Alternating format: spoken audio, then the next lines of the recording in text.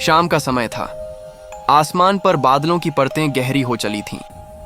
गांव के बाहर पुराने बरगद के पेड़ के पीछे एक टूटी फूटी हवेली खड़ी थी, जिसे लोग रतन हवेली कहते थे। कोई भी वहां रात के समय जाने की हिम्मत नहीं करता था। कहते हैं उस हवेली में कभी रतन सिंह नाम का जमींदार रहता था, जो एक रात रहस्यमय तरीके से गायब हो गया था। उसके बाद से वहां अजीब आवाजें आने लगीं, खिड़कियों का अपने आप खुलना, जमीन पर घसीटने की ध्वनि और कभी कभी किसी के रोने की हल्की सिसकियां। गांव के बुजुर्गों ने मना किया, बेटा, रात के बाद वहां कोई इंसान नहीं ठहरता। रतन सिंह का साया अब भी वहीं है। पर अर्जुन नहीं माना। रात के 12 बजे हाथ में टॉर्च लिए अर्जुन हवेली पहुंचा।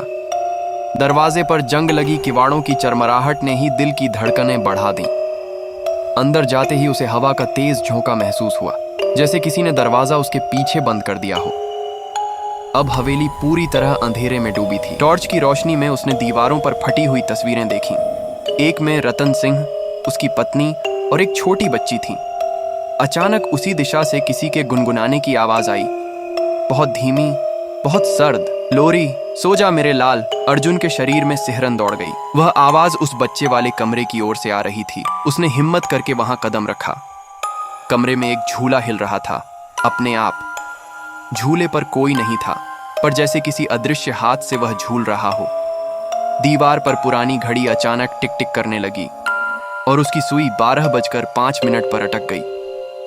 अर्जुन ने पीछे मुड़कर देखा। दरवाजे के पास सफेद साड़ी में एक औरत खड़ी थी। चेहरा धुंध में ढका हुआ, पर उसकी आंखें लाल चमक रही थीं। तुम क्यों आए हो? उसने फुसफुसाया। अर्जुन ने कांपते हुए कहा, मैं बस जानना चाहता था कि यहां कोई है या नहीं। औरत ने एक कदम आगे बढ़ाया। वो सब चले गए, सिर्फ मैं और मेरा बच्चा रह गए। इतना कहते ही पूरी हवेली में हवा का तूफान चल पड़ा। खिड़कियां खुलने लगीं, दिए बुझ गए और टॉर्च की रोशनी झपकने लगी। अर्जुन ने किसी तरह दरवाजे की ओर दौड़ लगाई। बाहर निकलते ही उसने पीछे देखा।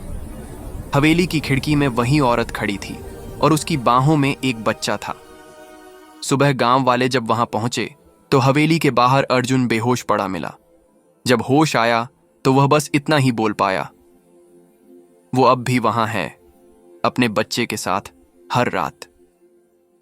उस दिन के बाद से किसी ने भी रतन हवेली की ओर मुंह नहीं किया।